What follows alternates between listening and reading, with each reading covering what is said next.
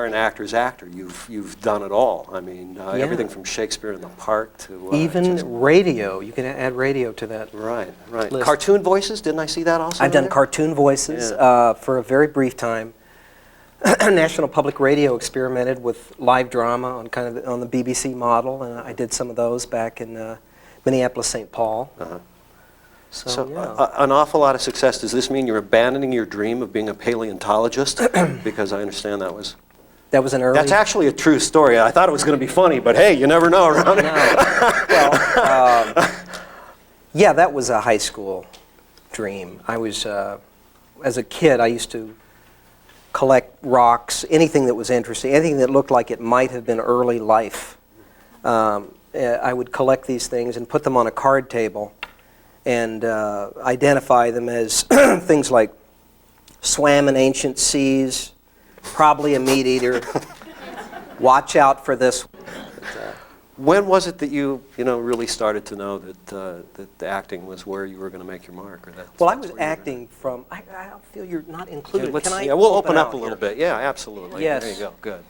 Here, we're crowded by this thing here. Everyone will be... You know what? Let's do this back to back. We'll just... Everyone will be slightly cheated or benefited, depending on how the evening goes. Let's see, what were we talking? I've been acting forever. I've been acting since grade school. I was acting in church plays, and I was emceeing the marathon dance in high school. I was in all of the high school plays.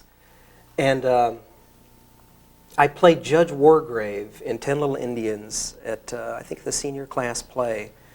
And the woman who had always cleaned our house had actually altered my suit, the suit that I wore. She had done the hems or something on the pants. And she claims that she never recognized me on stage. Afterward, I saw her, and I said, "What'd you think?" And she said, I'm not sure which one you were. and I said, I was actually in the suit that you altered. That was me. And she said, you take my breath away. Because I was wearing a lot of Nestle hairspray. I looked like, I'd been at Chernobyl or something. And that marked me in some way when she said, I didn't recognize you. And I thought, my God, this is powerful. So it could be also that she just didn't see well. I have no idea. The pants were not all that well hemmed.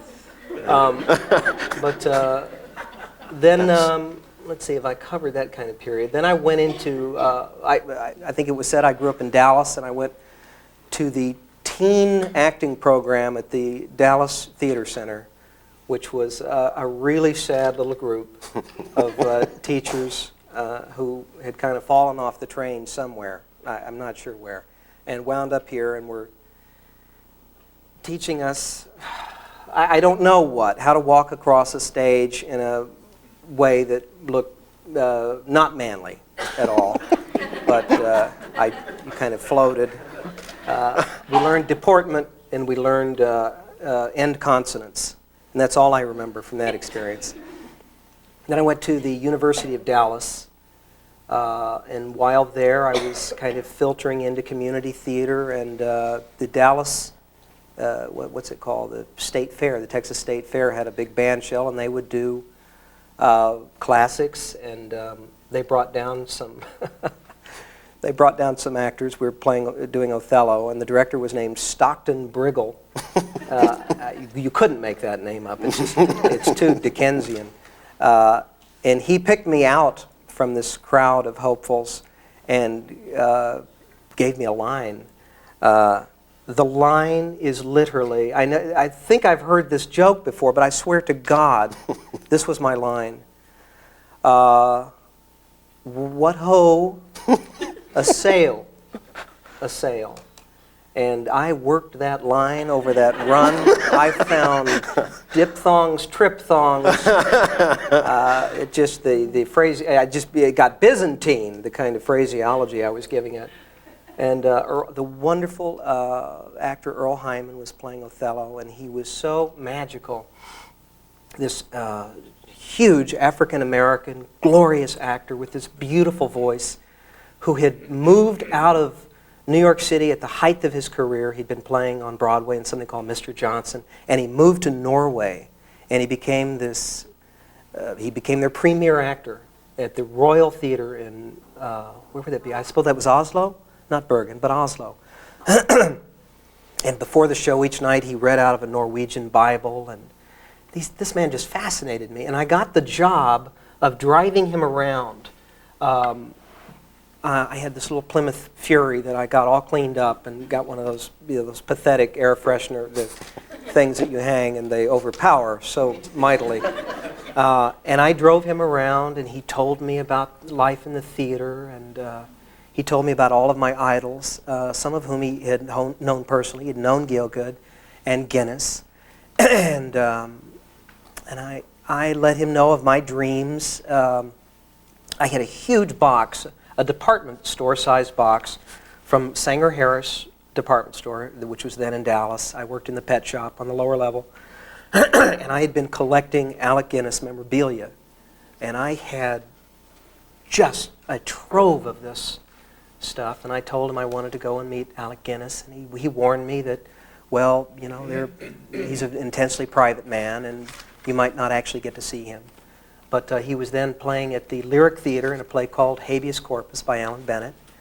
And sure enough, I went overseas to do the semester abroad thing. And on the way, I did go to London, and I did meet Alec Guinness, which was, you know, just... How old were you when you met Alec Guinness? Let's see, I was, I guess, 18. Yeah. And I met Paul Schofield, who was in Christopher Hampton's Savages, and I met Olivier and Constance Cummings, who were in Long Day's Journey into Night. And I was just, you know, I was just hanging around the stage door like a moth, you know, around a bulb or something. And they all deigned to say hi to me. Some of them were wonderful. Some of them were merely, you know, cordial. But I was drunk. I was drunk on this. And I got back to the States, and all of a sudden, University of Dallas started feeling a little small. And I had worked in the library in high school and in periodicals, and a magazine always came in over our desk to check in, and it was called Plays and Players. And it was a British publication all about life in the theater and all the British stars. And I thought, you know, that's really the model for me, the British, the repertory model. So I thought in my head, how do I get into a repertory theater? I could only think of two in the country, ACT in San Francisco and the Guthrie. And I thought, what if I went to the University of Minnesota? Maybe I'd be in a play, and maybe somebody would come to see me from the Guthrie Theater. I mean, it was just primitive thinking that actually sent me off, going off to the University of Minnesota, where I got to play nothing. Nothing. Just zip. And I learned later, there's a terrible thing that goes on in the university system in this country, which is that all of the good parts go to the grad students, the grad program. And the rest of the undergrads get, well, I was offered the part of Dusty in Summer and Smoke, and I think I at one point bring a julep to somebody. And I said, no, you know, I think I'm not going to do that. I'm going to look for a job in the community theater. And that's what I did. I played a 65 or 70-year-old man in The Plow and the Stars, Sean O'Casey's Plow and the Stars. What was his name? Maybe it was Fluther or something. I can't remember. And the university heard about this, and they called me in. They said, we understand you've turned down the part of Dusty. And you're making a problem for yourself. And I said, well, I mean, why is that? I mean, surely you'll find another Dusty in there somewhere. It's just a julep on a tray, you know, what's the problem here? But they said, we can make your life very difficult for you. Whoa. It became a nightmare. And I was lucky to get from Emily Mann. Maybe some of you have heard of Emily Mann. She's very important in theater.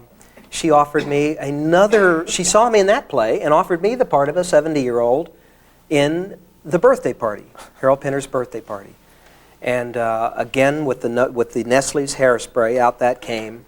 And I tried to work some collodion. Have you ever used collodion? Mm-hmm. You know, you can make scars or wrinkles, and often they look, well, they're indistinguishable if you're doing it wrong, and I was. Despite the poring over the Richard Corson makeup book, which I bought. It does not look like this photo at all. You know, the wrinkles were going laterally, and it was just hideous. I looked like I had elephantiasis. Anyway, she gave me this part, and none of the distinguished teachers or none of them would see me in the play. None of them would talk to me after the performances. But somebody from the Guthrie saw me. In fact, two people. Someone named Stephen Caney, who was an associate director at the Guthrie Theater, and someone else, Bill Ball, I think was his name. And they were very encouraging and said, come and audition at the Guthrie. So the thing was paying off. It was paying off. So I went and I auditioned with, I used Richard from Ah Wilderness. I used that for, I think I used it last year. I used Richard from Ah Wilderness forever. This little thing down at the boathouse where he's mooning over some woman, and I can't remember the other piece I used. Well, it would have been in classical. Maybe it was Romeo or something. And they said, this is wonderful, but we have a juvenile kind of young man that would be playing the parts that you'd be right for. And that guy's name was John Peelmeyer, who some of you may know is now a playwright. He wrote Agnes of God and I don't know what all. He's also a very fine screenwriter. But he was smack dab in my way at the Guthrie Theater. So I thought, well, I'm going to try for the theater school of Canada. I'll see how that goes. And I went up to Winnipeg, which is where my audition was. And do you know how you can just feel in the air some days when nothing is coming together cosmically? There is a wrongness. There was such a wrongness when I went into that room. Douglas Rain, who was one of their supreme actors, was there, and who was the other guy? Gosh, he's just as well known there in Canada. I sat on a stage, a set amongst set pieces that we're really using for a play that night. And I sat in a chair, and I was doing Richard, and I was kind of mooning, and I leaned back, and the chair snapped in two. Snapped in two. And I don't even know that we said goodbye. All of a sudden, I was just on this flight heading back with no memory of what transpired. Anyway, where did I go from there? I went to, somebody said, why don't you take an improv workshop at the Dudley Riggs Brave New Workshop in Minneapolis on Hennepin, and I did, and I got in. I got in real easily for some reason. It suited me. And I learned all the improv forms. And that experience, I went on a touring company. We went everywhere, all across the country. That experience was as important to me as anything I've ever done in this business. I wasn't in it long. I was probably in it 6 months to a year. But it was magnificent. It was just great. And all those lessons that you learn in improv, the yes and rule, all of these things which you still apply, I still apply in rehearsals today. Then I got a call. I think I was on the road. I got a call from the Guthrie Theater. And they said, John Peelmeyer is leaving. And come in and audition.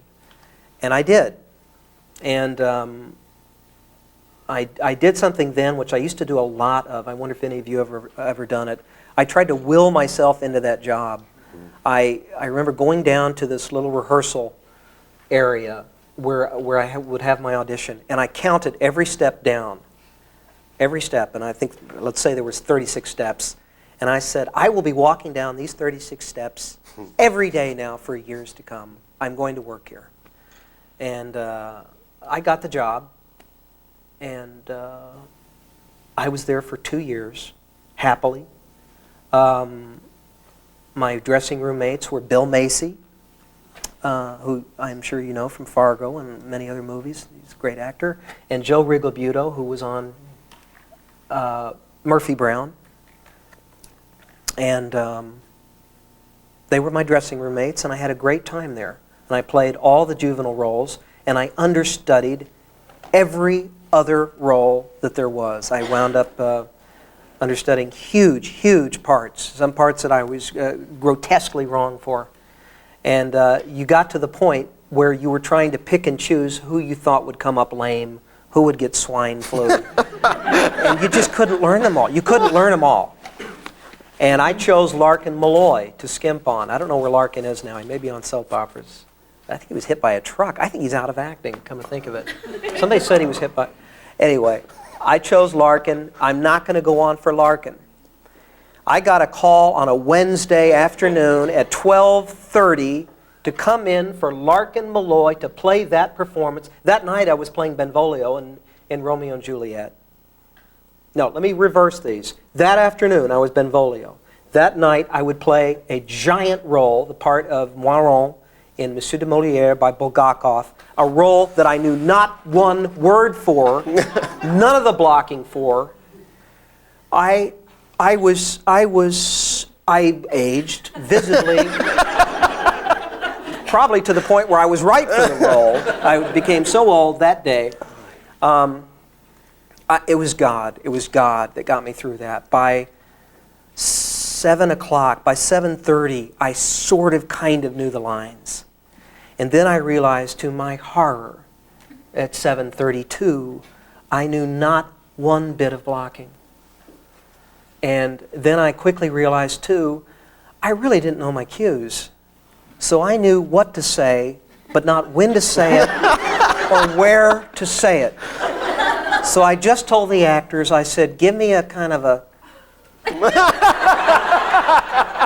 look in the direction where I should be, and I'll just kind of mosey over there.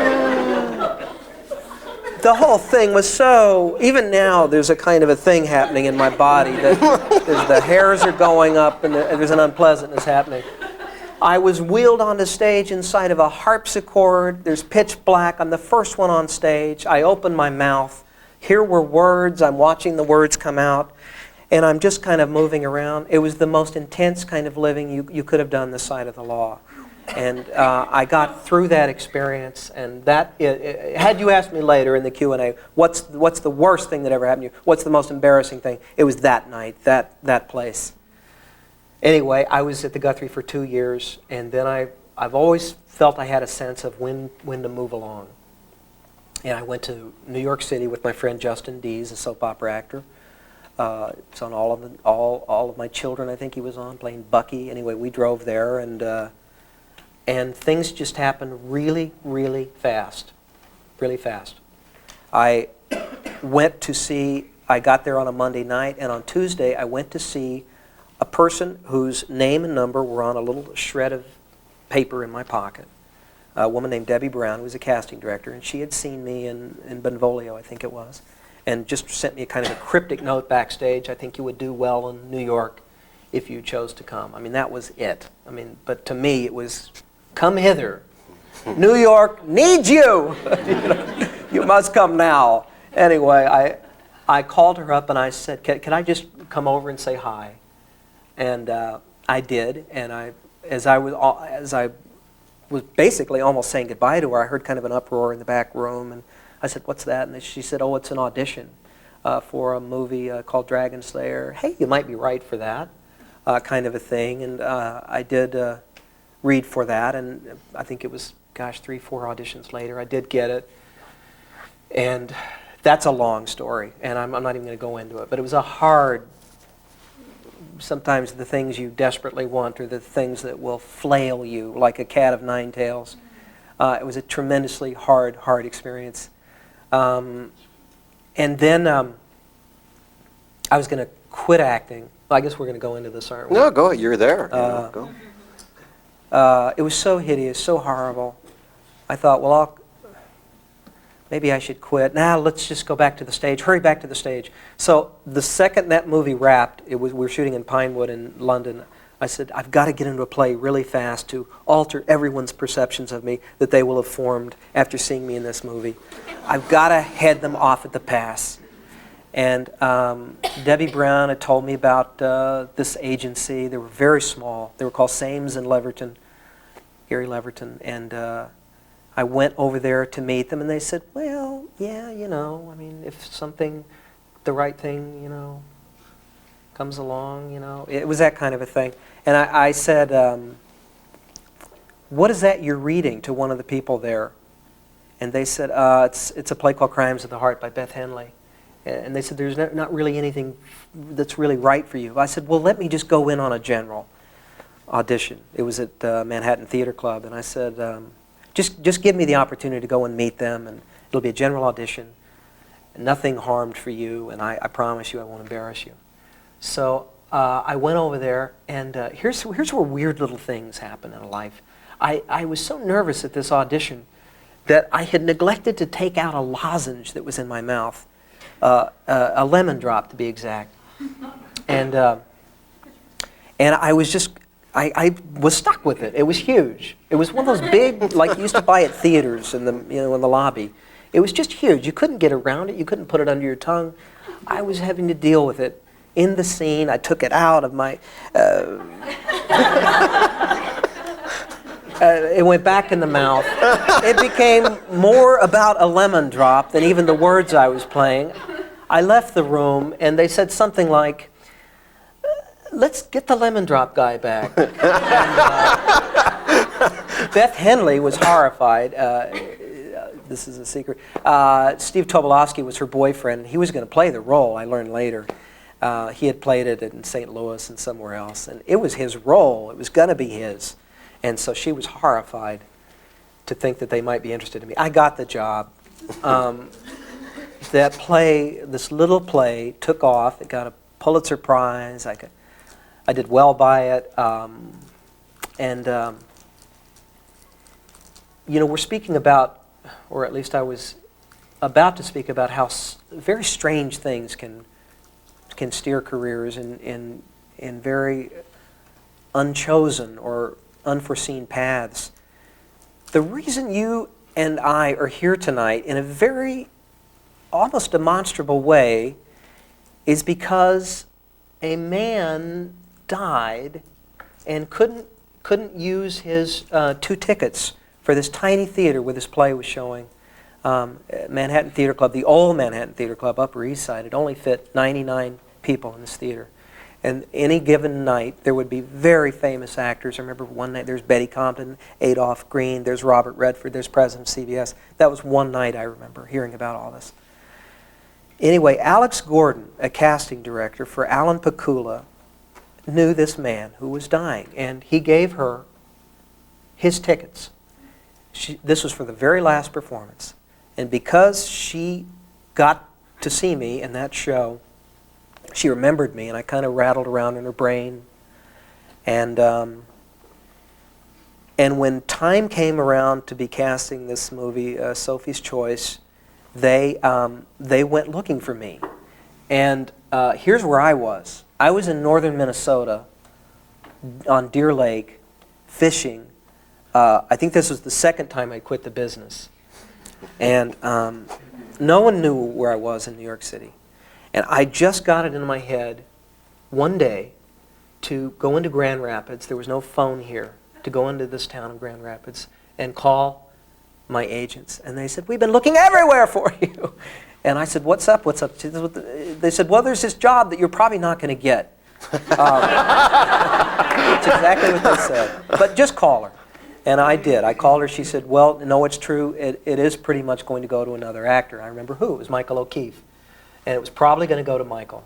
And I thought he was a great actor. And I thought, well, and he's tall. He's probably going to get it. I mean, the book, you open the book, and I was 6'1" and a string bean. That's on page 1, And I thought, but she said, but come anyway, because you are the kind of actor that Alan Pakula would like to work with, if not on this, then someday. And I'll tell you, it was a case of looking in my wallet and seeing if I could afford it. And I said, okay, I'll get there. And I did. And I had nothing to lose because I was not going to get the role, but I was going to meet a director that I very much admired from Clute and the parallax view, or factor, parallax view. I thought he was just great. So I went in, and I've never been more free at an audition in my life. And I dare say I never will be again. And I left that room, and there was a call made. We'd like to see him again. And that's when I started getting nervous. Is when I thought I had a chance at it. So I remember I went and bought this pair of Acme boots, these cowboy boots, and I put them on, and I went from 5'7.5" to I think I was 5'11", and I had another audition, and then I got another call, come back for a third audition. You know those little Porta-Pack Kleenex things? They're like in cellophane. They're like, you put them in your glove compartment. Anyway, I put them in my boots, and I put one in one, and then one in the other, and then I put some other stuff in there. I had by now shot up to about 6 foot tall, and when I went to this next audition, I sat down, and my pants shot up like I was wearing lederhosen. I completely forgot to alter the pants. Anyway, so I kind of quickly adjusted. I said, let's do it on our feet. I feel better on our feet. The energy may be better. Anyway, whatever.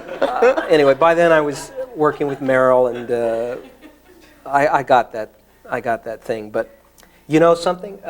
Before I got it, I went on a fast, and I said, I will not let you eat. I was talking in the bathroom mirror. I will not let you eat unless you get that job.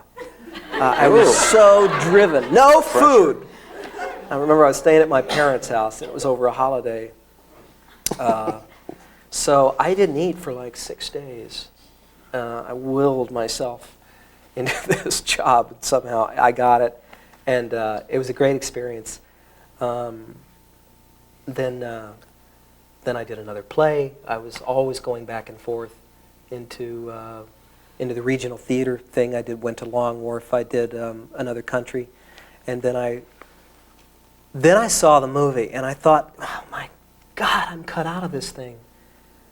And I was shattered, and I quit again. I again quit the business, and I quit for like let me say 6 months or something. And then I said, well, I'll come back in, but in, kind of I'll go back to the theater. I mean, clearly that's where I'm meant to be. And I went to Alaska Rep. I don't think Alaska Rep exists any longer, but it did then, and I did the part of Valère in Tartuffe. And we were playing everywhere. I mean, from Fairbanks to, we were playing for Indians, Inupiat Indians and Inuit Indians, and people who worked on the pipeline, the Alcan Highway. And it was another great experience. It's just great. I mean, there's no vanity there. It was so pared down. You're behind it's sometimes a giant chalkboard, it's kind of on wheels, and you're doing your changes back there and putting your own makeup on, obviously. And then I thought, well, I'll teach. After I got back from that, I got a little movie with Burt Reynolds. Got a little bitty movie. Again, it was going to go to another actor, Tom Hulse, and Tom didn't do it. I think he read the script. But I heard they were shooting in Las Vegas at the Sands Hotel, and that seemed very exciting to me. So I did this movie, and Burt Reynolds and we were just writing our own dialogue, and it was William Goldman had written the script, but it wasn't great. And he's a great writer. He's a great writer, but this was not good. And we had a marvelous time in Las Vegas. I mean, he punched out the director. He knocked him unconscious. As I was being brought to Las Vegas and then brought to the set to meet the star and the director was being carried out on a stretcher, put in an ambulance, and taken to get they were trying to make an assessment as to how badly he was knocked unconscious. Anyway, I'm just going movie by movie. Well, I'll butt in here. Somebody once said that success is where preparation meets opportunity, and it sounds like the preparation that you had done throughout your early career. I mean, you studied, you did theater, you stayed with it in every way that you knew how to do. I mean, how important is your preparation? How important is knowing what the heck you're doing before you get that opportunity? Well, I mean, for me, it was everything. And where does one lesson, where do the lessons of improv leave off, and the lessons of like being at the Guthrie begin? I mean, it all adds up to your benefit. I mean, when you're in a long run, in particular, you find the part and you lose the part, and then you have to refine the part. I was in Crimes of the Heart off and on probably about 2 years, and that's a great thing to have happen. How do you lose every laugh? And it happens to everybody. How do you lose a character when you've never left him? But it happens, and it usually happens because you start playing expectations, you start playing rhythms, you start playing postures. I'll hold myself this way on this line, and that seems to please them. And it does for one show, and then it leaves. And that's the theater is the proving ground. Nobody's an actor unless they've acted and continue probably to act on the stage. I've seen again and again terrible actors come out of the editing room looking quite gifted. And as a director on the show that I'm now on, and I firsthand, I know, helped out actors and made them, come up to snuff. What was your first SAG job? My first SAG job was Dragon Slayer. First one. And I felt it would be my last one. Yeah, absolutely. My first SAG job was not going to be that. It was going to be a little movie they were shooting in Minnesota, and they came to the Guthrie and said, would you like to be in this movie with Jason Robards and Eva Marie Saint, directed by George England? And I said, yes, yes. And I drove all the way up to Hinckley, and I got my fitting. And I was waiting for them to call me. Surely they've started by now. And one day I just got somebody on the line after trying to all morning, and they said, oh, that's been cast. I said, yeah, me. It's Peter. I've had my fitting. They said, well, we've actually gone a different way. We're actually filming. We're filming. And I found out later that it was George England's son had just decided, or somebody decided, it was his role. So that was it was a great lesson. I mean, it was devastating. It was devastating. But that would have been my first job. Right. Let's go to some questions here. Let's, because I know the SAG members want to ask you some stuff. Where's Brent Hill? I talked for 40 minutes. I'm looking at my watch now. Right. And somehow all of you survived. That's like a filibuster. This isn't pleasant. Yeah, they look pretty miserable out there. I don't know, we better do something quick. So, how about Bren? Hi. Hi.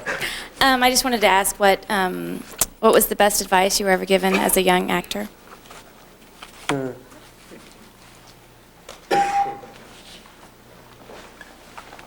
Well, I'll be very honest with you. I wasn't given any advice as a young actor.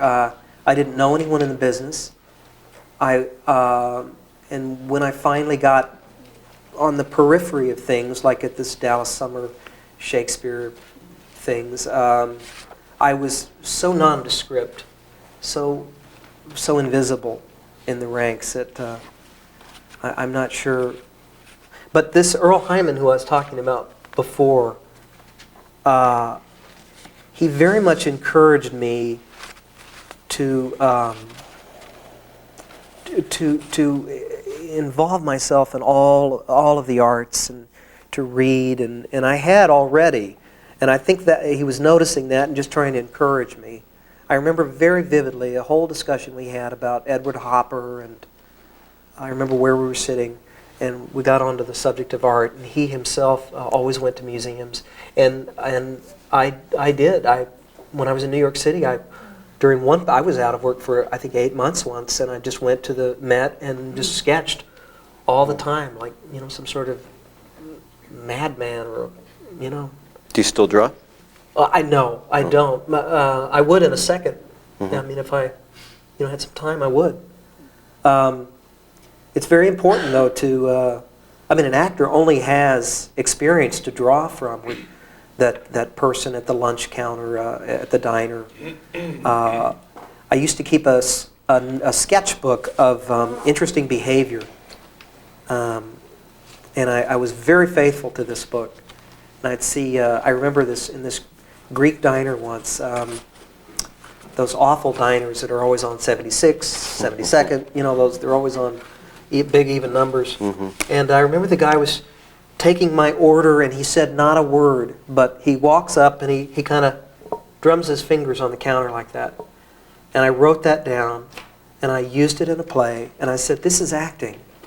This is acting right here. That's the, that's the pigment.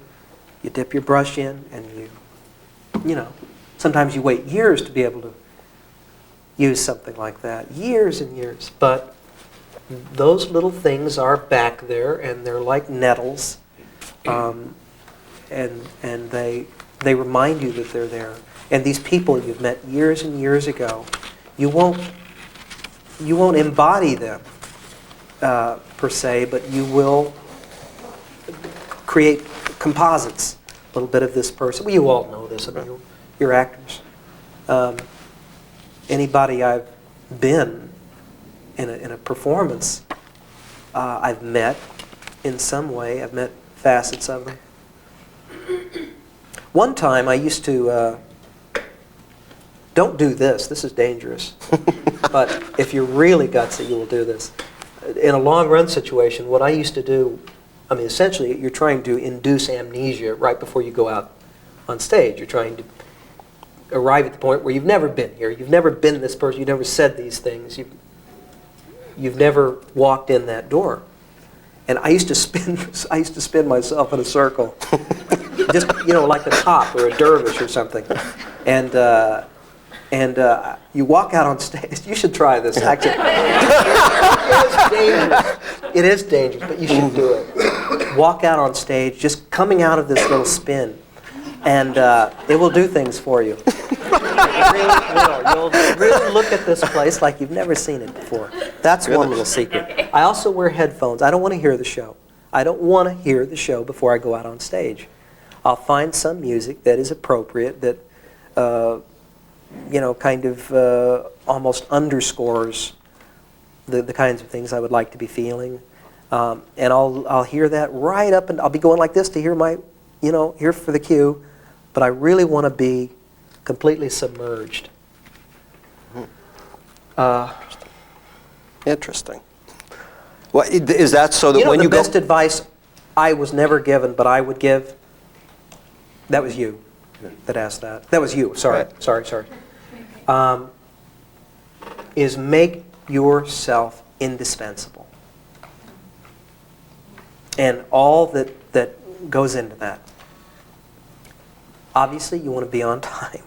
You want to know your part inside and out. You want to know it better than the director.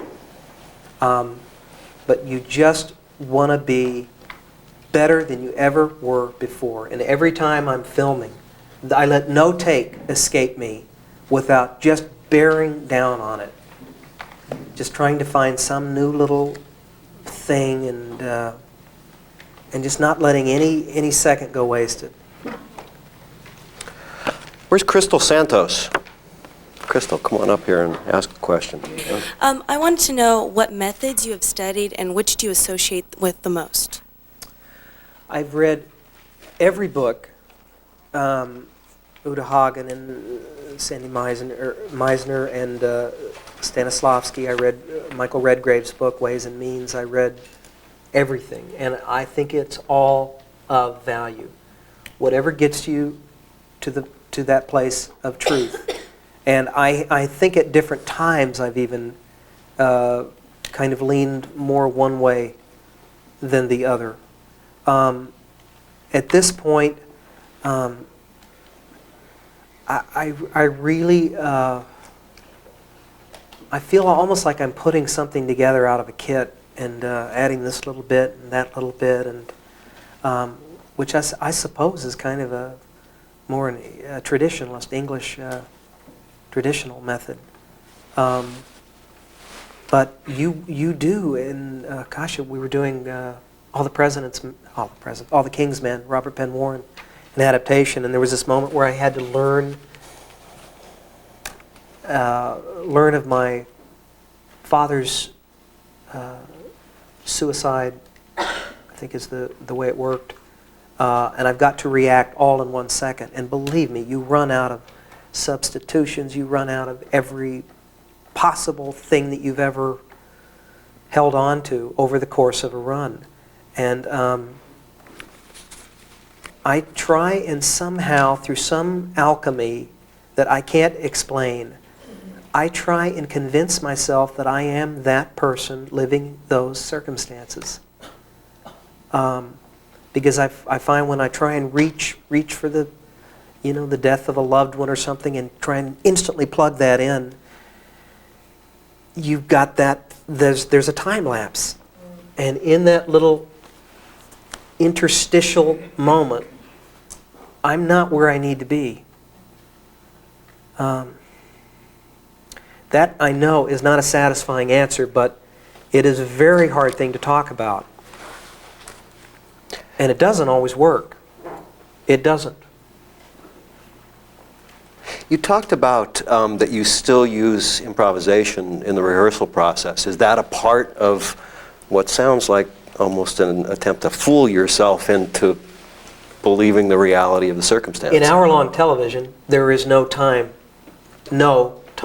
at all. By 9 a.m., you're already behind. Just severely behind. So we walk into a scene, and the director always says, and I don't know why, well, why don't we just read it through once? I mean, that has never done anything, and it never will do anything. You just read it through, and no one is really doing anything. They're not making choices, and they're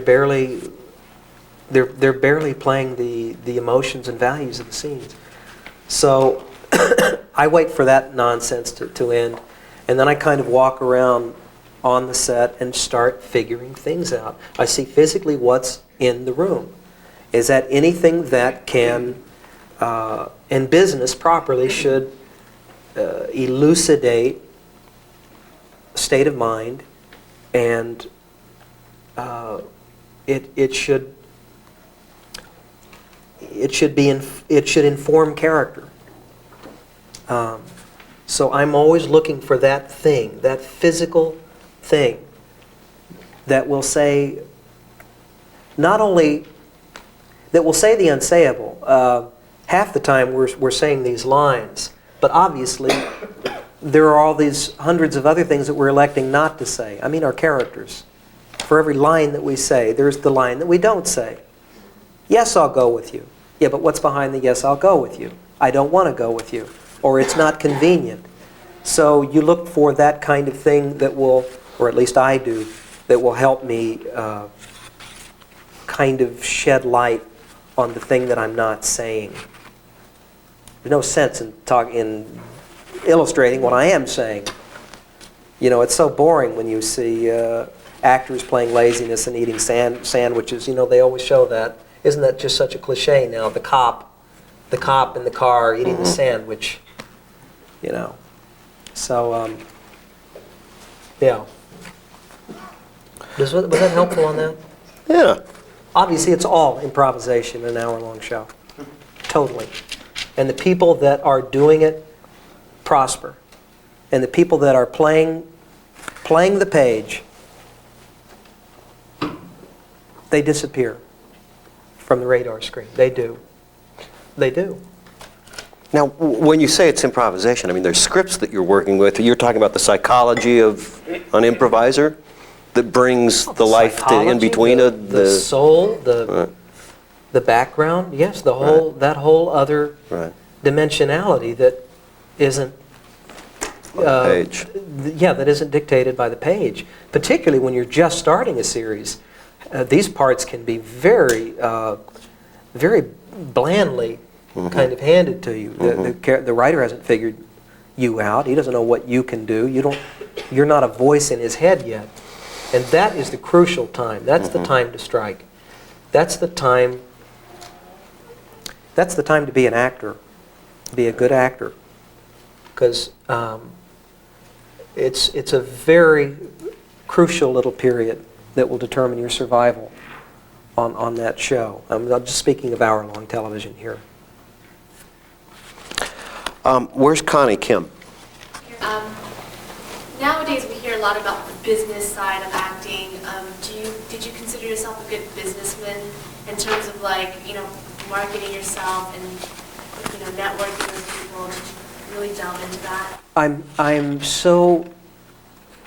I'm such a terrible businessman, and I'm such a terrible marketer of my skills, and my networking always, well, it's fine in the car as I'm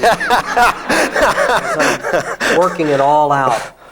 And when I arrive, I invariably say the wrong thing, or not enough of the right thing, or I just look kind of dazzled. And no, I don't remember people's names. And because I'm shy, I don't look at people's faces. So I will sometimes meet the same person twice at an audition. Don't do that.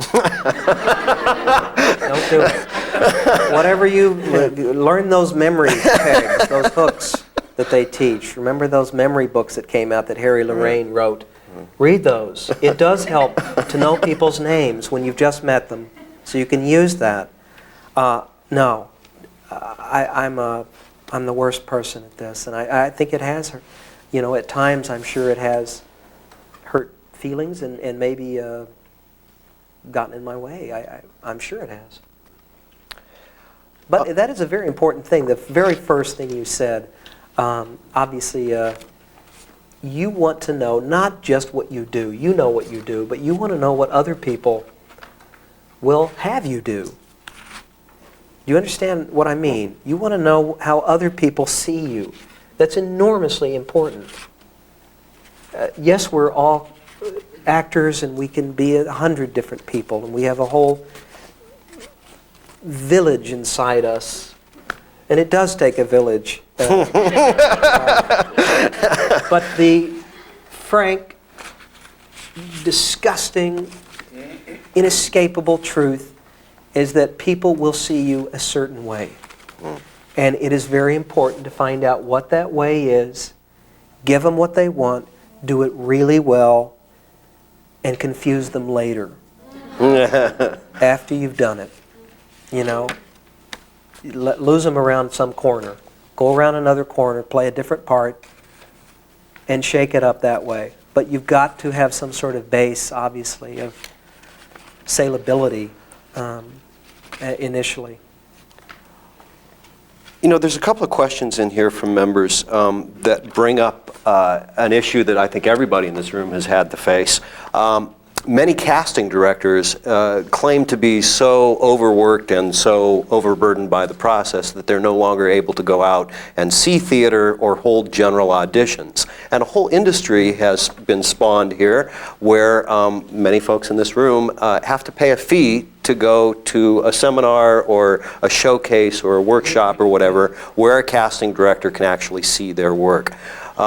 Did you ever have to that wasn't going on back when you were breaking into this? No, that's kind of a new sub-profession that did not exist. I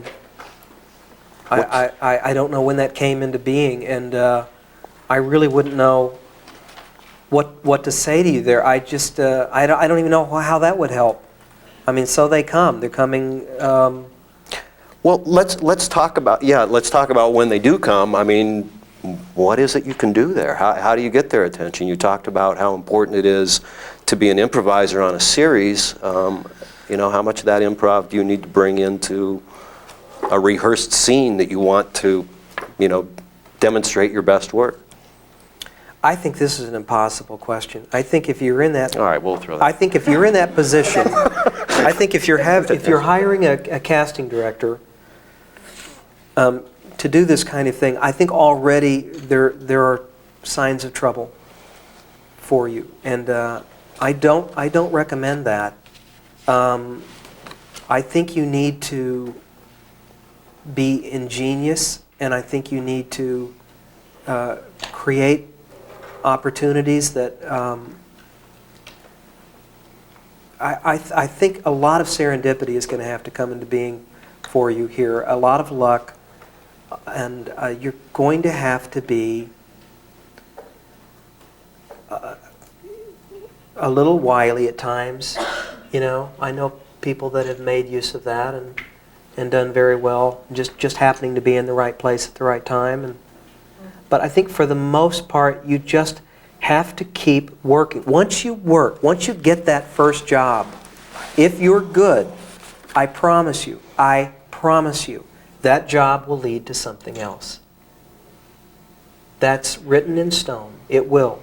Now, sadly, it may lead to the same thing you just played. That's another issue. But it will lead to something else. Now, I've had more agents than Jim Dale.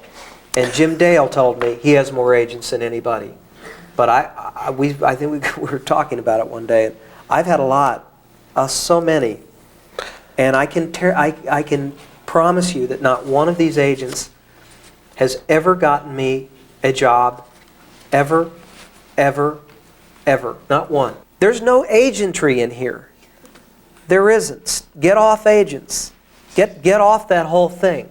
They're comforting to us because they become both a hope and they become a blamable entity. So they provide a comfort there. But they're not going to do it for you. Now, if you are a working actor, you run into any number of other kinds of problems with agents, namely that maybe you command this kind of pay, and another guy roughly your type, roughly your age, gets twice as much as you do. Who are they going to put their energy into getting a submission on? That happens time and time again. Forget that. Don't be depressed by it. Move through it. Get through the pain of it. If you're going to be an actor in this world, it's going to happen. It will. It will. Yeah, it just as surely as the sea has its little ebb and flow. It is written that if it's right for you, you'll get there. But it's not going to be an agent that does it. For every story that you hear about a Linda Hunt getting the Year of Living Dangerously, a part that she's so wildly wrong for, but brilliantly pulled off. And I heard 3 people take credit for that, her agent and another agent and someone else besides. For every story you hear about that, you're going to hear everybody else saying, obviously, my agent does nothing for me. And I'll just quickly say on the subject of agents and managers, I like the thought of managers. I do. I think they're 10% now too, aren't they? When I first started, they were all 15%, so it was something Actually, really needed to think they can about. charge anything they want. They can? Oh, yeah. Never heard They're that. unregulated. But I like the thought of managers because they've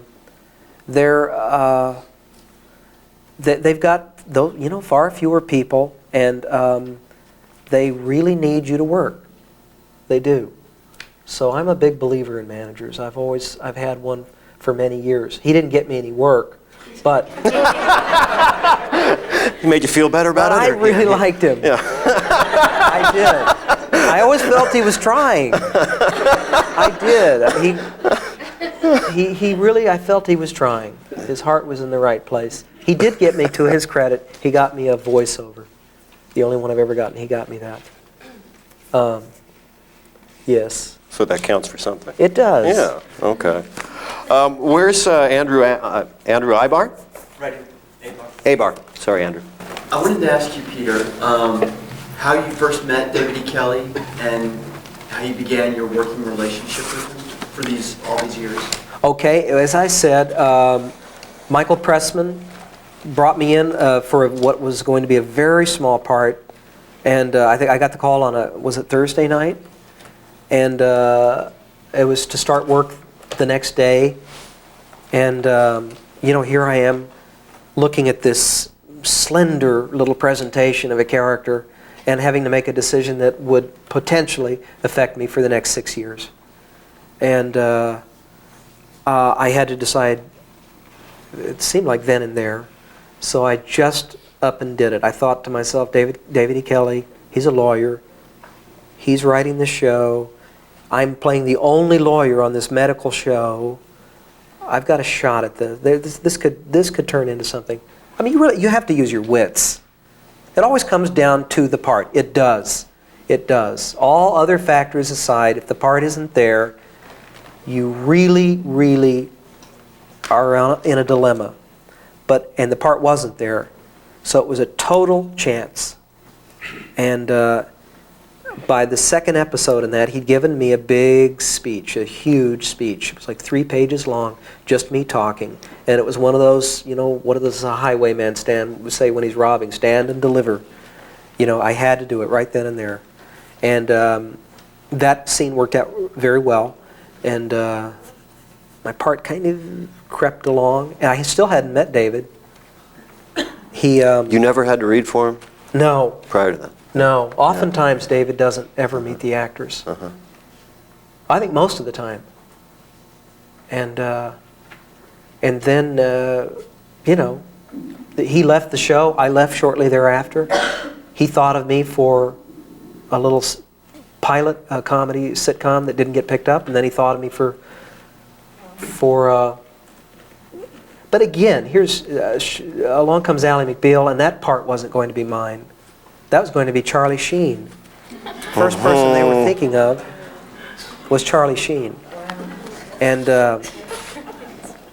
here's just this strangeness, these strange, meandering careers that I think all of us, I mean, there must be other people leading these kinds of lives. We're trying to get them to come down here and talk to us, as a matter of fact. So But I've since met him, and he's a very interesting, very kind of close to the vest individual, kind of fascinating in his lack of, of vibrancy. I mean, you can't believe that this Wizard of Oz kind of wonderfulness comes out of this tiny little curtained room. But that's what he seems to be, a kind of a curtained off room. I have very little sense of him after almost 8 years of working with him. I've only had lunch with him once. But that he just sees what he likes and just keeps sending you more paragraphs. That's a good thing. Yeah. Now, you did something that, for many actors would be unthinkable, which is you left that series, I mean, David moved on, you moved on. Did you And I've left the series. Yeah, well, I'm going to get to that. Yeah. I did. I left it when he left it because I thought to myself, you've got to have a sense of when to leave a party, frankly. You do. And I think I've always had one. And I felt that I'm leaving a job and I'm stepping off into the unknown. I have nowhere to go to. But I don't think I'm going to be served well by staying on this show when the one person who writes law has left it. So episode 5 of season 2, I quit. And episode 8 of season 2, I was shot to death. And had I not been shot to death, I wouldn't have gotten Ally McBeal. What, that you still have to have a great sense of yourself, I think, to be able to leave a situation, and it just strikes me as a sort of contradiction. Here's a guy who numerous times decided he was going to get out of the business. Yeah. You have the success, and then you go, you know what, this isn't quite what I'm looking for, and there's got to be something more out there. What gives you the... I guess it's a kind of an animal courage or something. I mean, there's short-term survival and there's long-term survival, and sometimes you know that if you stay on a show, you'll be making your rent, but you'll be doing possibly some sort of irreparable harm to your career. Sometimes you just have to take that chance and step off into the unknown. And I didn't work for a little while, and when I did 2 crummy little made-for-TV movies up in Vancouver before doing a good movie, Bean. But I waited. Yeah, everyone thought I was insane. Everyone thought I was insane. Yeah. It was worth it, though. I mean, you have to take risks, right? You do. You really do. No one is going to tell you when you're, overstaying your welcome. Mm-hmm. You're just going to, it's something you intuit. Yeah. Do you like living on the edge? I mean, is that a part of things? Keep yourself kind of off balance? Or, Well, no. I mean, I don't like living on the edge, right. but we are actors, and actors, like sharks, we have to keep moving. We do. From our earliest roots, when we were just traveling in these wagons, and no one would bury us in churchyards, and we were disreputable. We caused fear. We were kind of semi-magical beings who moved around and became other people. And I think you have to keep doing that. And a series is a kind of it's delicious, it's delightful to work, but it is a kind of an entombment. It is. And that's the trade. That's the trade of it. Raymond Patterson, where are you? Around anywhere? There he is, way in the back there. This just. I think he's addressed everything that I need to know. Okay, well, I picked this one because he was just touching on this. What was it? Let's see, did Alec McBeal factor into your life in the way in which you had anticipated, in terms of dreams, desires, wants, needs, etc.? Well, certainly in and terms you've touched on it a little bit, but I'd like to hear more. Yes, the big dream. I want to act, and I want to play good word. I want to say good words, and I want to play a character which enriches me, and all of that is vitally important. And so it did give me all of that, but it also gave me an opportunity to direct. And before I signed any contract on that show, I made sure that I was going to get to direct, and that it led to my directing 3 episodes. And one of those times I quit, I'd actually gone to this kind of filmmaking program at NYU, and that was a great thing. So just, I would advise you, don't be staring at that phone. I mean, it has nothing to offer you. It's just going to disappoint you. So you need to do things. You need to take dance classes, and you need to take film classes. And if you have a friend that has, this is going to sound like nothing, but it can be everything. If you have a friend that has a digital, you know what I'm saying, a camcorder type thing, just borrow that and sit and act in front of it. Just act in front of it. Play parts, do voices, and see how you come across to yourself. And that can be like a little mini film school that costs nothing. And it could be so much to you. Because that camera, that unblinking eye, is the unmaking of a lot of actors. It really is. They're wonderful in the rehearsal and gifted on stage, but once you get in that room and they feel that camera, you can feel a kind of a rigor mortis setting in, and and you can see their choices kind of blighting and things going dead on them. So act all the time, act any way that you can, write things, act with friends, act for old folks in old folks' homes, act in community theater. If you don't keep acting, you're going to stop thinking you're an actor. You are.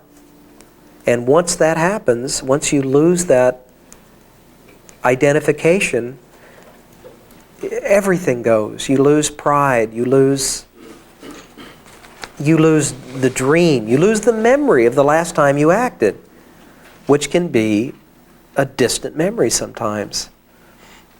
Do you remember the moment in your life when you stopped referring to acting as I want to be an actor and it became more of I am an actor? Was there a shift? I mean, I think that's something everybody wrestles with because you're only, it came very late, I'll tell you. It came very late. I remember having done several movies, having been on stage, having, in everyone's mind at least, lived the life of an actor. I investigated journalism. I mean, at Columbia, I thought, well, maybe I'll just do something else. And I now see that all of that was well, and it was well and proper that I do that, because I have 1,000 interests, and they all do deserve. They compete with each other, obviously, but they all do deserve some attention because they all do color my experience and widen my world. And I've written this. I wrote a screenplay to get out of a funk once, and it got optioned. It got optioned at the Jim Henson Company, and it didn't come because I had suddenly decided to quit acting. I think I've stopped doing that. I now accept that there are 100 different things I want to do. Doesn't mean that I won't be an actor anymore, but it does mean that I'm going to, switch hats. You said in an interview that I read of yours that you're probably your most harsh critic. Well, does that still plague you? I mean, we all should be. I mean, we have to be. Your friends aren't going to criticize you. They're going to come backstage after the worst performance you've ever given and say something like, good energy. Boy, you really committed to that. Or, yeah, it really happened. Yeah, you need to be your own critic, obviously. Obviously. Doesn't there need to be some balance in there, though? I mean, because you can drive yourself crazy, I would think, as well, if you're...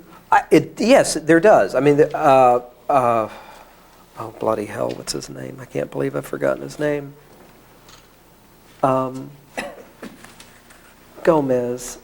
Oh, Dear Gomez. John Aston. No, Raul Julia. Oh, the second Gomez, sorry. He was such a...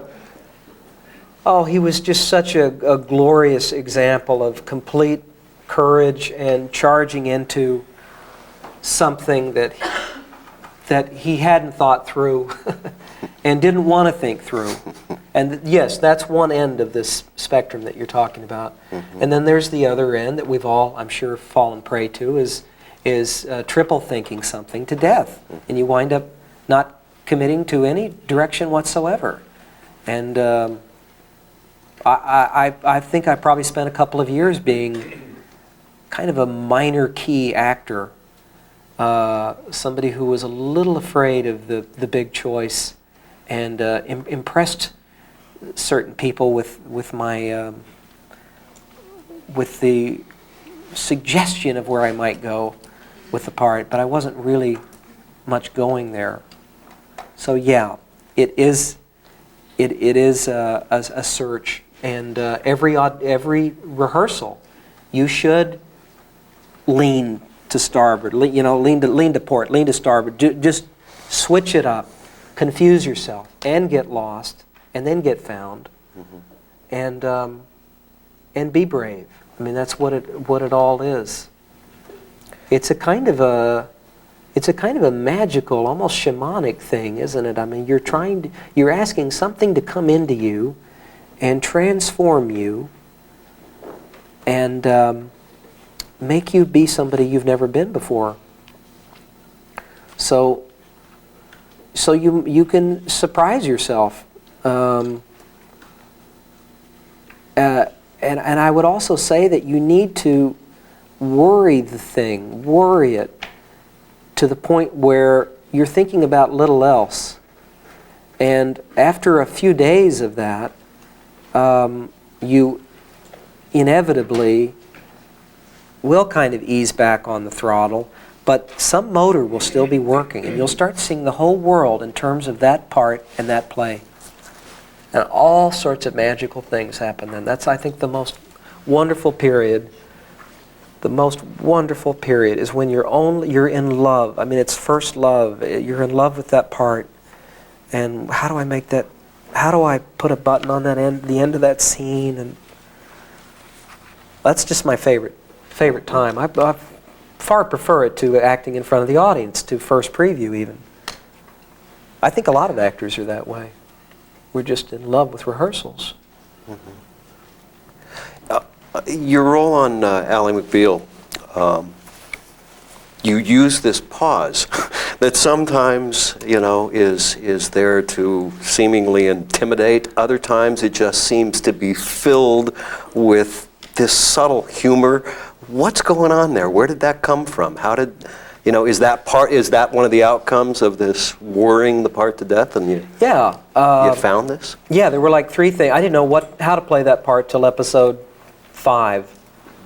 And if I see the early episodes, there's a little bit of a discomfort level, both with me watching and with the character acting. It's that same kind of thing I think you can detect in the early Star Treks when you see Spock trying to find the role, and you see little traces of emotion slipping in there that are wrong. It's and with David Kelly, it's a little like jazz, I suppose, is that you give him a little something and he sees it and he'll throw something back at you. And I think that pause just came out of one particular scene that struck him. I think I was, kind of doing a mental wind-up to say something to somebody, and that's how it happened. And this little nose whistle thing, I think that came out of the fact that I maintain that the makeup and hair trailer is bugged, because I was telling a story to the makeup and hair people one day early on that I'd said I'd had sinus surgery, and they'd put in this little tiny tube, like a piece of penne pasta. It was so tiny, way back in my nose. And I whistled for about 6 months. It was all during that time I was at Dudley Riggs Brave New Workshop. They all remember it. And it would just come out like, it was like a true whistle, not like the one I do on the show, but like like you're calling your dog. It was very disconcerting. Anyway, that wound up in the show. I'm not sure I addressed that. No, right. we were just talking about the pause. Let's go on to some other questions. Where's Kat Eaton? Right here. I was wondering about your working in film and television and theater, and whether or not you feel like now you've found a balance, or you can still go into all those areas where you had to prioritize and leave something behind and where you're going. And it's actually particularly poignant to me now, because I didn't know what your background was, but I also went to the University of Minnesota, Dudley Riggs, and worked at the Guthrie. So, my picture is not at Rarig Center, because they said, remember I told you earlier, they said we can make things difficult for you. Yeah, their big difficulty for me was to not hang my picture in the foyer. Alongside That'll Dave Moore, who announces the news on the local CBS. Huh? Tova is there, and Peter Graves, and John Aston, actually, and that's about it. That's about it. I'm sorry, but what did you ask? Cut you off. I'm so sorry. How do you balance all the different I mediums? don't balance it very well. The fact is, you strike a vein and you stay with the vein until it's played out in some way. You stay on a show for as long as you can. It's a ride that you don't necessarily want to end unless you're like me and you feel that there's just an itch that you feel you have to satisfy in some way. You've talked about how you sometimes you choose to return to theater specifically, but you've never talked about ever choosing not to do television or film when it's called. You always just, when it's been there, when the opportunity's been there, because it's more Right. difficult, have you just jumped at that?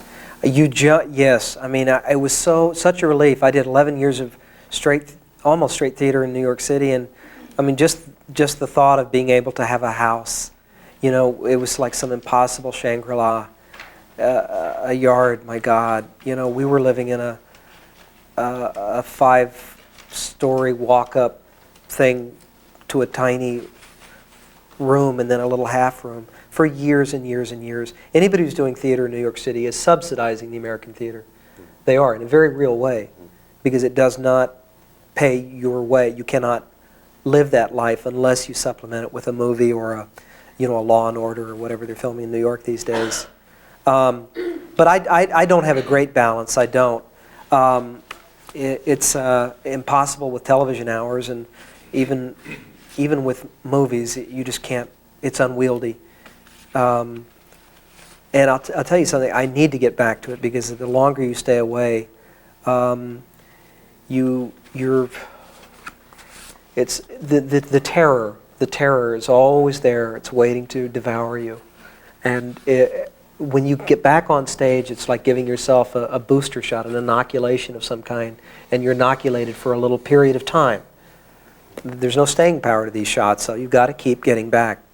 And so I just did this USO tour, and I was on stage in front of hundreds of Where were you? soldiers. We were in Bosnia and Italy, and I was doing an act that I kind of fashioned on the plane going over, and it was very, very good to get back, because I feel I'm good for another month now.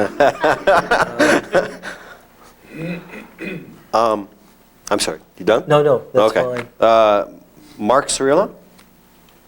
Mark? I was wondering why are you leaving out? You just feel like you played out? There are just so many things. I want to direct, I want to produce, I want to write, I want to play other parts. It's really that. I'm going to guest star. I'm not, slamming the door shut. I'm just kind of creeping out and leaving it ajar. No, I have nothing. I have no job. I have no job. And like some moron, I decided to buy a car, and now I'm scared about that. No, it never leaves. It never leaves. Oh, I'm going to direct an episode of Boston Public. So maybe that will, maybe a little more and more of that. I don't know. You want to do more directing? Yeah, I do. Yeah. What's the draw for directing? I mean, it just seems like an awful lot of series performers I don't think want to make that move. This is an answer I'm not really satisfied with, but I say it because it sounds better than I think. I think it sounds better than it actually has substance. For me, the world of certainly television acting is more recreative than creative. You are recreating what's on the page, and if you can, on the sly, you're getting in your moments, and you're finding some artistic expression. But there is just not time to do it the way you do it. There isn't. And with directing, it's although less so for television, it seems to me you're building this universe. How will the people move, and when should they move? And granted, the actors are there to hopefully do that for you, but they won't always. And so you want to have all that figured out in advance. And of course, I think directing film, I haven't done it yet, but I'm imagining that is, my God, you're just, you're given a box of paints, and there's the whole world is the canvas. You can just do anything. Just do anything. These characters have never lived before. They weren't on television last week. They can be anything. They can change throughout the piece. And, it just seems to afford a kind of a wider latitude for me right now. Let's see here. Tony Reddick? Right here. It just seems like what your path has been, you've just really allowed yourself to listen to just, what was calling you, what you felt like, with your career. Well, I feel like, it's time to move to Minnesota, Yeah. to the Guthrie, and that's what I'm getting a sense. That's how you pretty much led your career. That's it. Okay. With me, it's like I have a passion for writing and acting out and performing my writings, and writing plays and just entertaining, the world with my thoughts and stuff. And how would you, do you have any experience in that category, I have no experience in that, but I see examples of it working out for people everywhere. And could you give Monologists, right? Eric Bogosian, isn't that what he did? Isn't that what Whoopi Goldberg, isn't that how she started? Kind of doing these characters. Pardon me? Chaz Palminteri, another Cameron great Moore. example. John Leguizamo. Pardon me? Yes, absolutely. People have gone down that path and have lit the way for you. So you should do it. You have to do it. I think if you do it, I think the whole cosmos will come to your aid. I really do. I think that when it's the right thing, and the right thing usually comes from inside us, it's this voice, and the voice is authoritative, and you can't shut it up because it just keeps coming back. When you heed that, it just seems to happen. I don't mean to sound like some airy guest on Oprah, but the fact is,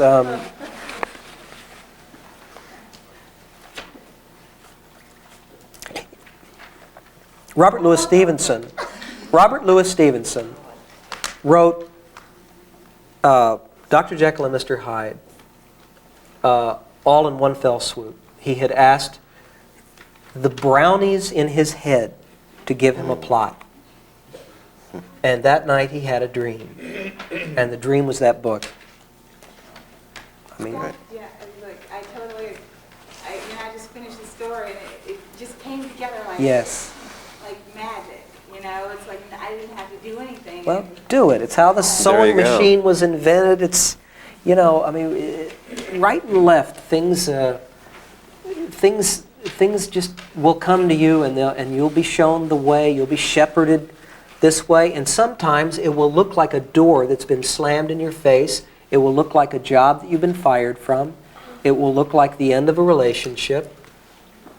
But it's often just a pointing out of the right direction that you somehow strayed from or overstayed at. I'm not somebody who thinks that awful experiences are wrong experiences. I had a terrible time on that first movie. I had a very hard time on this play at the Long Wharf I did. Very, very hard. But there was this very young company member on that. And he was going through a harder time than I was, and the director was, leaning on him and picking on him in a merciless way. And I think I was there for him. I decided this. I was there to help him through this experience because I'd just been through a similar kind of tutelage from my own bad experience. So I'm not saying two different things. I'm saying bad experiences can be wonderful experiences and far more instructive than something that just kind of eases along. So don't use that as a kind of a litmus test for, is this the wrong path for me? Don't. That would be the worst mistake. You don't want to run from things. You want to run toward things. So don't go quitting something out of fear, out of anger. You really need to think about that sometimes, you know. I don't know about the personal level, but certainly the professional level. You really need to question your motives all the time, and keep yourself honest to yourself. That's pretty powerful advice. You need to be running towards things. I think we all lose sight of that. You know, the Look, things that frighten that's us, we right. want to go, you know, none of that. You know. I mean, you know the statistics are against you. You know that backwards and forwards. You hear it everywhere. You know about the difficulties of agents. It's impossible. I got one. I got about 15. It's impossible to get a movie. I got movies. I'm not speaking to everyone here. I'm speaking to the artist who's going to make it because they're going to see to it that come hell or high water, they're going to do it. There are all sorts of you who will not make it in that sense, in that professional sense. But acting is such a glorious enterprise because it teaches you to be comfortable in your own skin. It's a very wonderful, expressive thing. It really is. It teaches you courage. It teaches you it teaches you how to work with other people. Acting is buying and selling. If you do that for me, I'll do this for you. It's community. And you can do it anywhere, and you will do it everywhere. I mean, you're always acting. So, by all means, stay at it, but examine what you're looking to get out of it. If you're looking to wind up on the cover of People magazine and be a star and have enormous power, you may well do it. And the great thing about that path, you can surrender to it, because it's either going to happen or it won't happen. It's a complete lottery. And I know lots of young people, and when push comes to shove, that's exactly what they want out of this. They want to be stars. And that's such an easy path, because they're going to know by the time they're 35. But these other people, which I know that you are, these other people who are artists, you may not know. You may not know. And you will have to ask yourself, here and there along the way, is it time now to quit? And it may well be. But ask yourself, is it time to quit what? Sometimes you need to switch the dream. Nobody aspires to be in pain all the time. And so you can have everything you want, just not in the same old self-deluding way. You can't have stardom. It will either come and kiss you on the lips or it won't. But you can't go grabbing at it. I don't think it happens. I just don't. But you can all be great actors. You can be. And that just comes with seeing the world, swallowing it alive, playing musical instruments, writing bad poetry, which becomes good poetry, writing in your diary, listing some little bit of business you saw, some behavior on the subway, on the bus. And as you do that, you'll take yourself seriously. If you're living the life of an artist, then that is self-sustaining. If you're living the dream of being, I don't know, even a working actor, I don't know that that's self-sustaining. I really don't. I tell young people sometimes that say they want to act, I say, well, do you want to not act? And they say, no. What are you talking about? I said, well, if you want to act, you have to be fine with not acting, because that's what you're going to spend most of your lives doing, is not acting. And so fill the hours. Fill those hours. I believe in a spirituality, finding a spirituality. I believe in whatever it is, and I believe in the value of friends, and I believe in hobbies. Those three things. They will not only fill your days, but they may well shape you and take you into directions you never even thought of. How many of our directors now started out as actors? Some of our writers started out as actors. Tom Tryon was obviously an actor. Emlyn Williams was an actor. Some of you will act and write. And Peter Ustinov is a glorious writer and an unspeakably fine actor. So do everything. Don't be fearful. Don't look at these statistics. You know them inside and out. They're not important. You can act. You can be an actor. But make sure you're being honest with yourselves. Is it acting you're in love with? Is it being someone else? Is it working with other people in making a play better? Or is it stardom and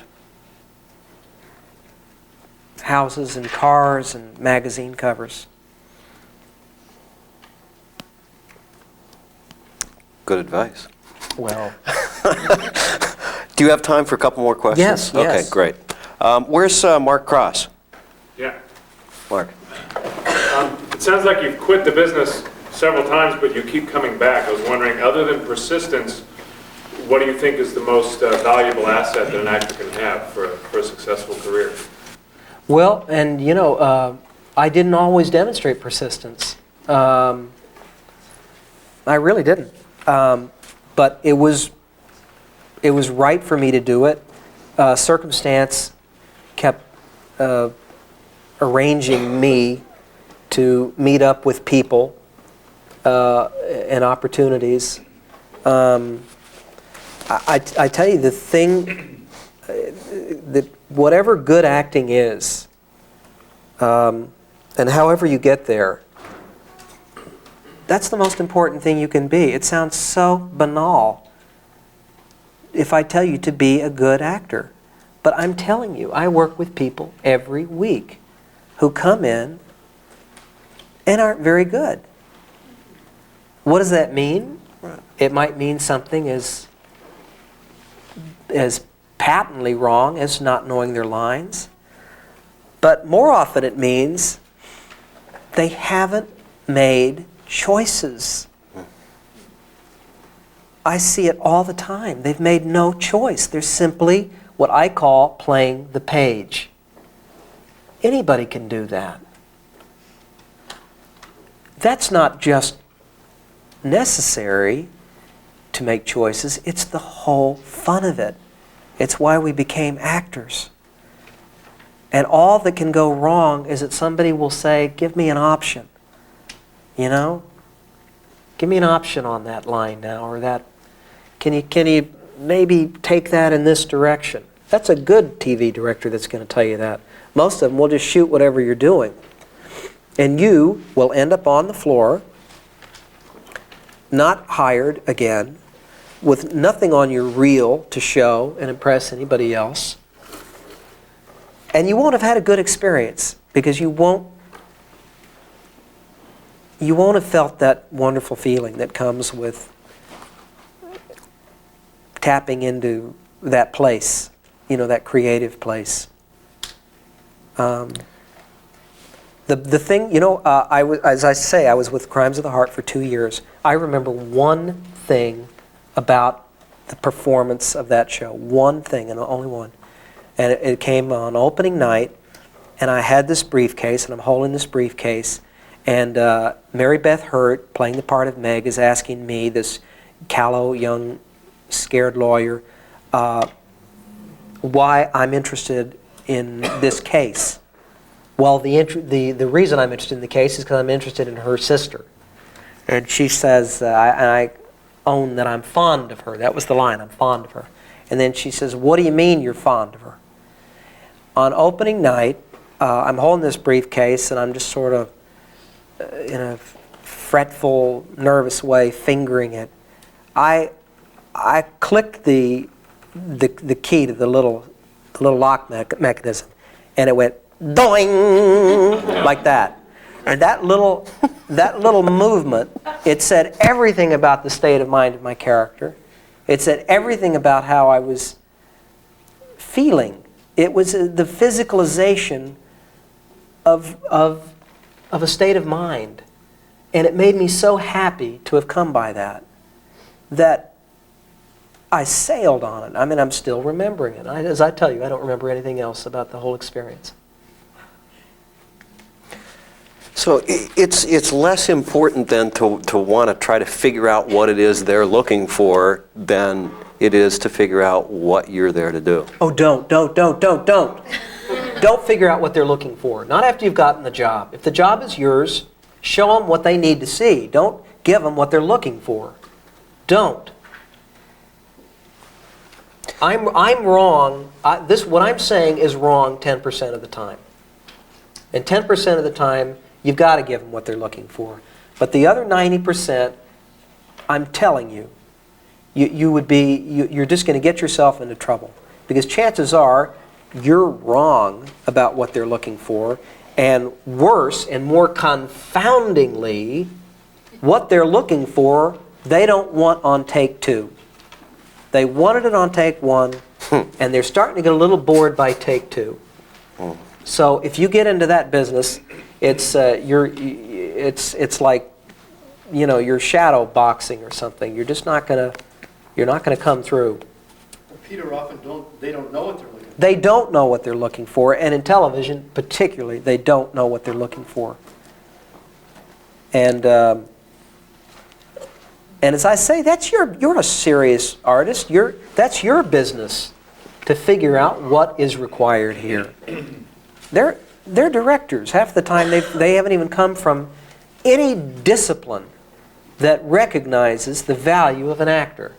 When I went to this film school at NYU, Thierry Pathet, whose forebear had been one of the pioneers in this industry, said to us, he said, it's your job to tell the actor where to stand and how to say their lines.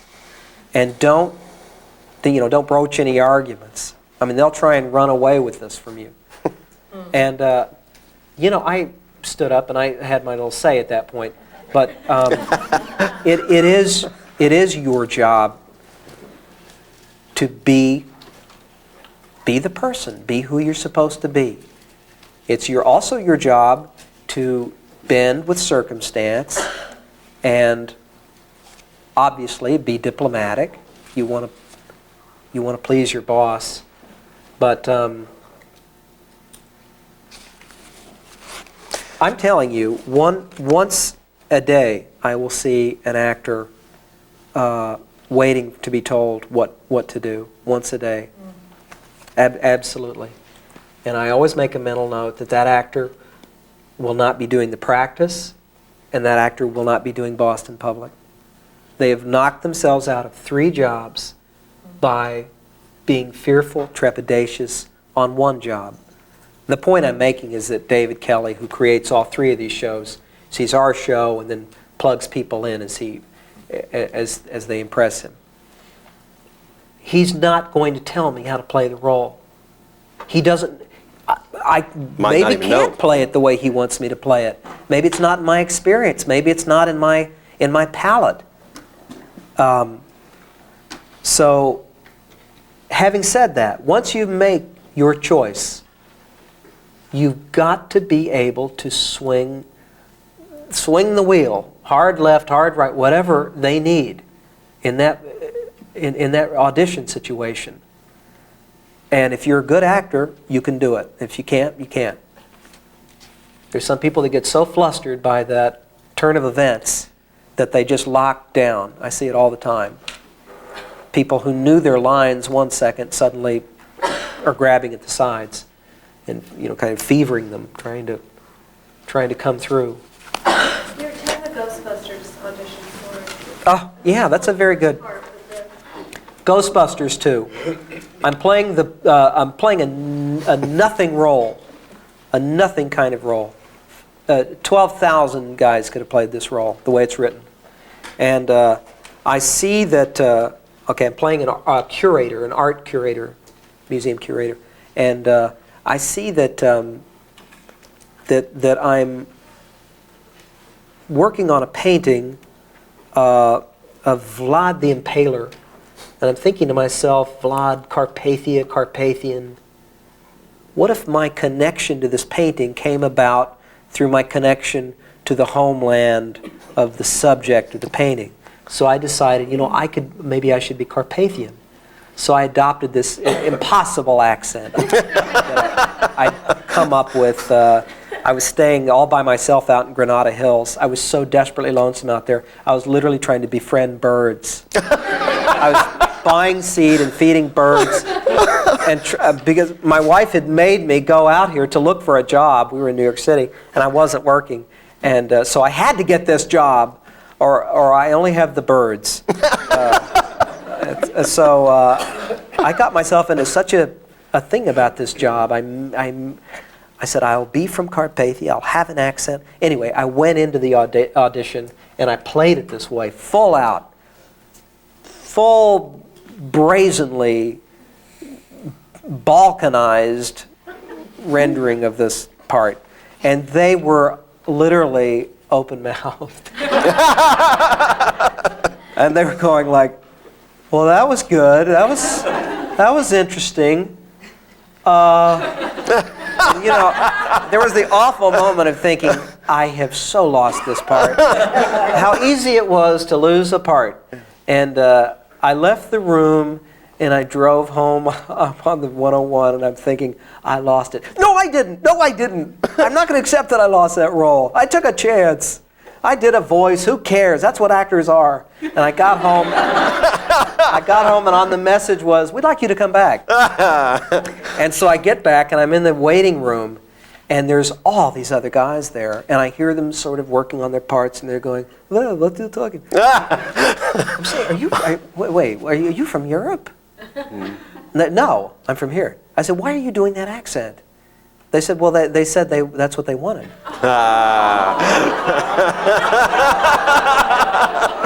Now, one of the guys was from Europe, so now I'm actually having to compete with, you know, somebody who is from Slovenia. And anyway, I still got the role, but that's an example of just obviously going alley-oop, jumping out of the plane.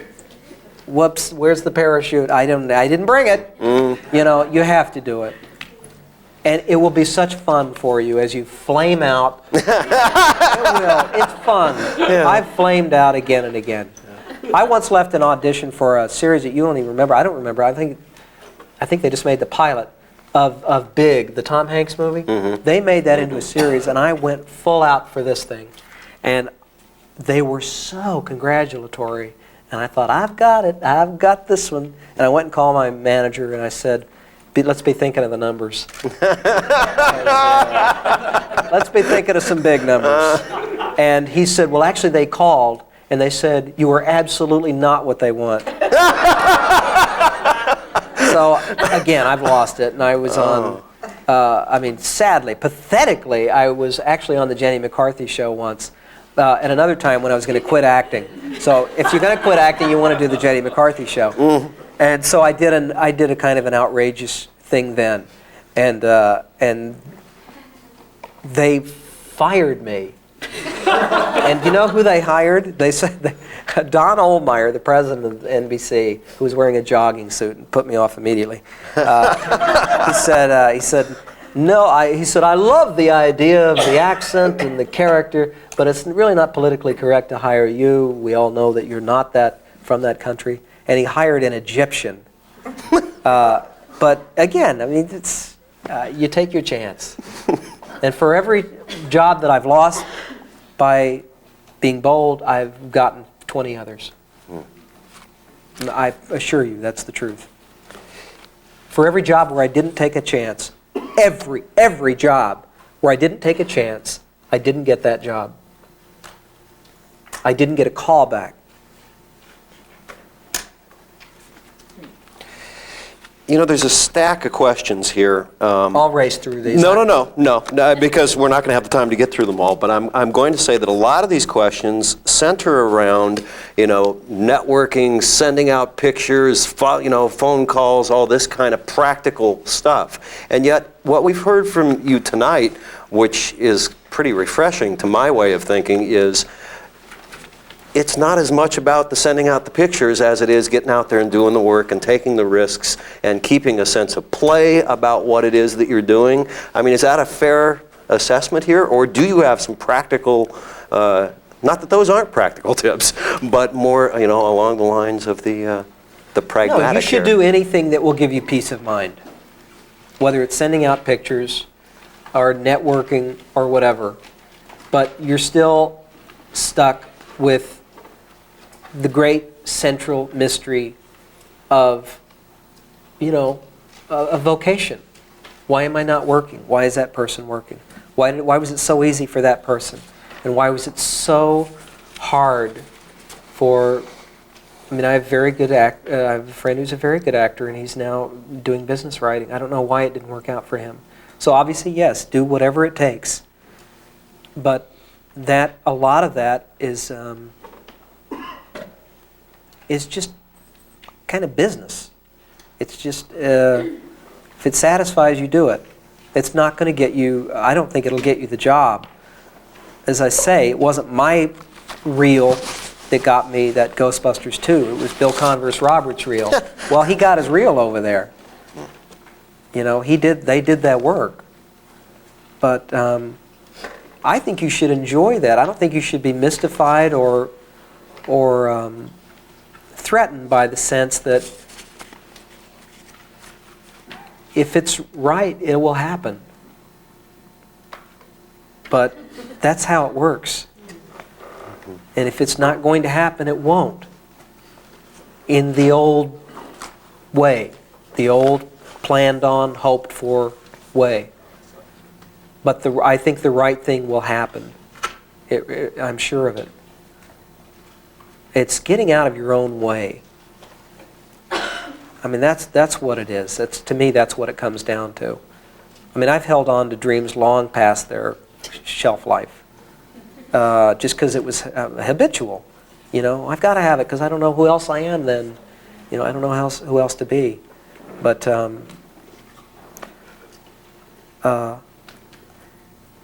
just give yourself over to the great mystery of your lives and embrace it. And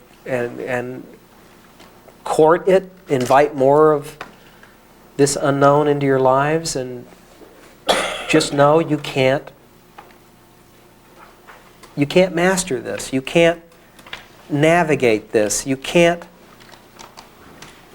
make it make sense. You can't strategize. You can try, but for me, that's never, in my life, it's never worked out that way. I've done it all. I've done the imagery, and I've done it all. The writing of the thing on the card and putting it in the pocket. And I think I would have gotten the job anyway. And as I say, sometimes the job was excruciatingly painful that I thought at the time that I'd willed myself into. But the most important thing is not that you be actors, but that you be artists. Because as I say, that will sustain you. Not just the doing of it, the doing of the job then, but the whole life you're leading up to the job, and during the job, and beyond the job. And I think that's just everything. It really is. This has been terrific. We're Oh. pretty much out of time here, but is there... Thank you. Thank you.